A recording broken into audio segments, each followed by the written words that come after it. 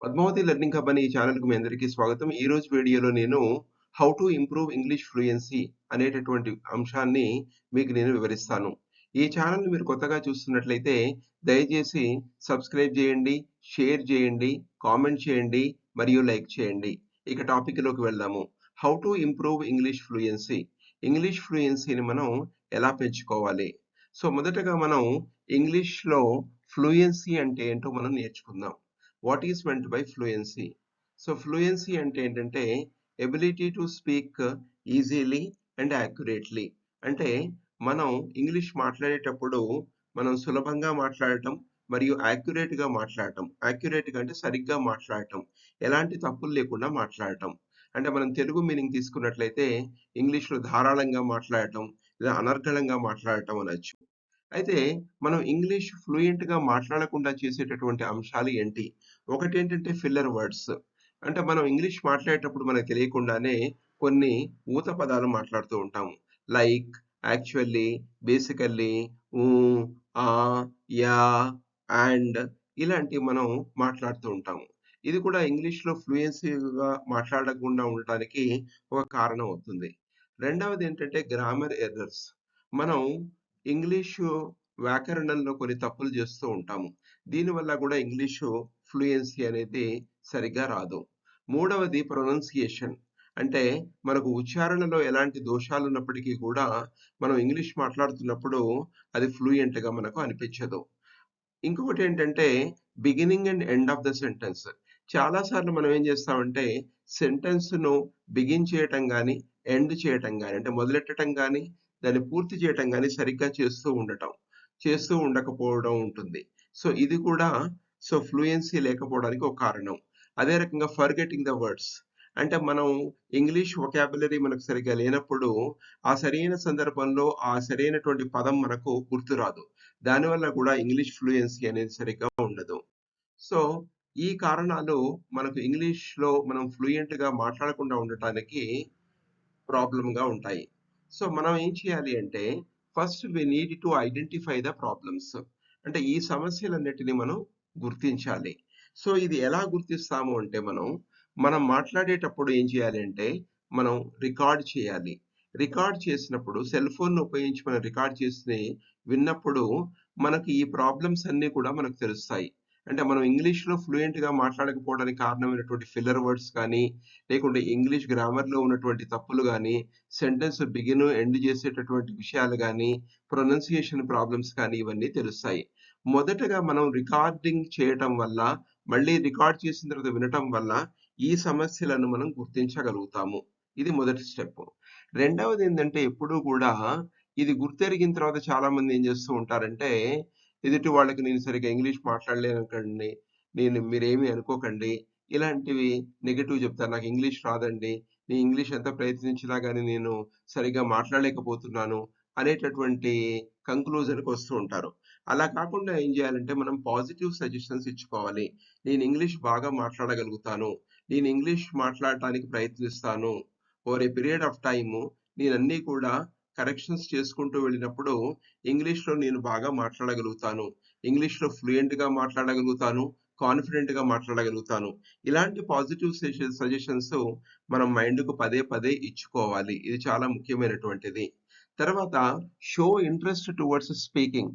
So చాలా మంది చేసేటటువంటి తప్పేందంటే ఇంగ్లీష్ నేర్చుకోవటం మీద పెట్టేటటువంటి శ్రద్ధ మాట్లాడటం మీద పెట్టరు.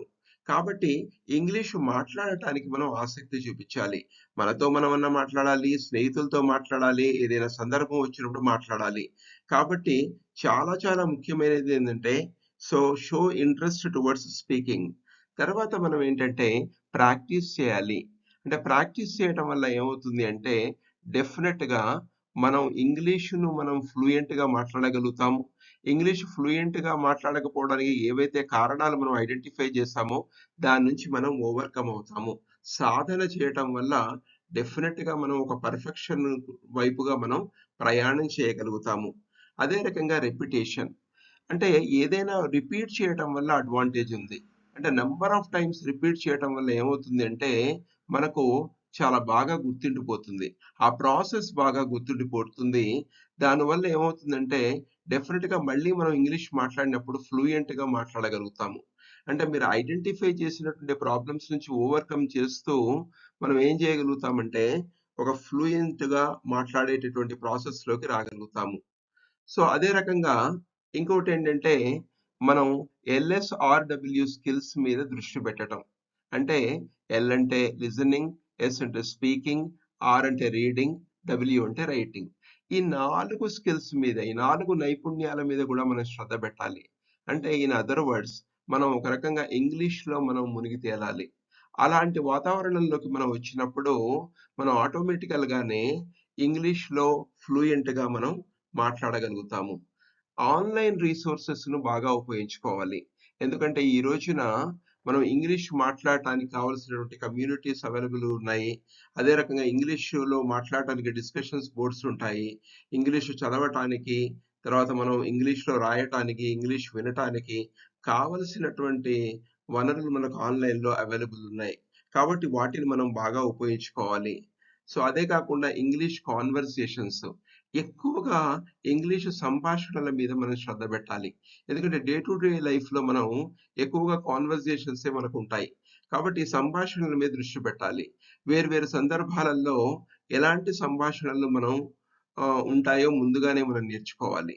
సో, దీనికి మనం ఏం చేయాలి అంటే ఈ ఇంటర్‌వ్యూస్ కానీ, టాక్ షోస్ కానీ, లేకుంటే ఇంగ్లీష్ మూవీస్ కానీ, ఇవన్నీ కూడా మీరు విన్నట్లయితే ఏమవుతుందంటే మీకు వేరు వేరు సందర్భాలలో వ్యక్తులు ఎలా మాట్లాడుతున్నారు అనేది మనకు తెలుస్తుంది. ఇంగ్లీష్ స్టోరీస్ కానీ, ఇవి తీసుకున్నప్పుడు కాన్వర్జేషన్స్ ఎలా సాగుతున్నాయనేది తెలుస్తుంది.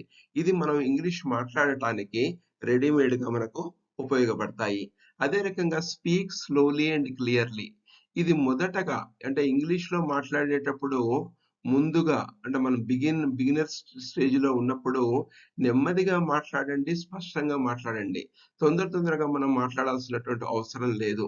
ఆ తర్వాత ఆటోమేటికల్‌గానే మీరు ఫ్లూయెంట్‌గా, ఫాస్ట్‌గా మాట్లాడగలుగుతారు. కానీ మొదట we should have an awareness about it. అంటే మనకు కాన్షియస్‌గా ఏం తెలియాలి అంటే, మనం ఒక సెంటెన్స్‌ని మొదలెట్టాము, సెంటెన్స్ పూర్తయింది. సెంటెన్స్‌లో ఎలాంటి ఫిల్లర్ వర్డ్స్ మనం యూజ్ చేయట్లేదు. సెంటెన్స్‌లో గ్రామర్ సరిగ్గా ఉపయోగిస్తున్నాము. వర్డ్స్‌ను కూడా ప్రొనౌన్సియేషన్ కూడా సరిగ్గా చేస్తున్నాము. ఇలాంటి అవేర్‌నెస్‌తోని మొదట నెమ్మదిగా, స్పష్టంగా మాట్లాడటానికి మనం ప్రయత్నం చేయాలి. తర్వాత maintain a gap between one sentence and another sentence. అంటే ముందుగా మీరు ఇంగ్లీష్ మాట్లాడేటప్పుడు బిగినింగ్ స్టేజ్‌లో ఇదొకటి మనం చేయాలి. ఒక వాక్యానికి, ఇంకొక వాక్యానికి 5-10 సెకండ్స్ కొంత గ్యాప్ మెయింటైన్ చేయాలి. దానివల్ల మనకు తెలుస్తుంది. ఓహో! ఇదొక సెంటెన్స్ అయిపోయింది. మరొక సెంటెన్స్ అనేది బిగిన్ అయింది అనేది మనకు తెలుస్తుంది. తర్వాత identify grammar in the learning process. So, ఇక్కడ చెప్పేదేంటంటే, మనం నేర్చుకునేటటువంటి క్రమంలో, మనం మాట్లాడేటటువంటి క్రమంలో ఇంగ్లీష్ గ్రామర్‌ను గుర్తించండి గానీ, ఇంగ్లీష్ గ్రామర్‌నే ప్రత్యేకంగా నేర్చుకోకండి. ఇంగ్లీష్ గ్రామర్‌నే ప్రత్యేకంగా నేర్చుకున్నప్పుడు ఏమవుతుందంటే, మనం ఇంగ్లీష్ మాట్లాడటం మీద శ్రద్ధ అనేది తగ్గిపోతుంది.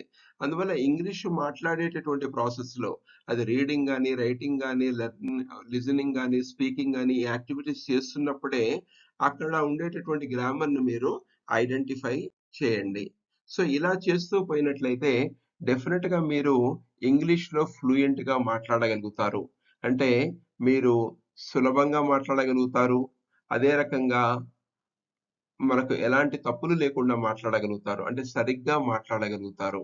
సో, ఇలా ఉండటానికి ఏం జేయాలి అంటే identify problems and overcome the problems. దీనికి చాలా ముఖ్యమైనటువంటి ఎలిమెంట్‌లేందంటే ఇంగ్లీష్‌లో డెఫినిట్‌గా మాట్లాడాలి. దేర్ ఈస్ నో మ్యాజిక్ పిల్. సో, అందువల్ల ఇంగ్లీష్‌లో మాట్లాడాలి.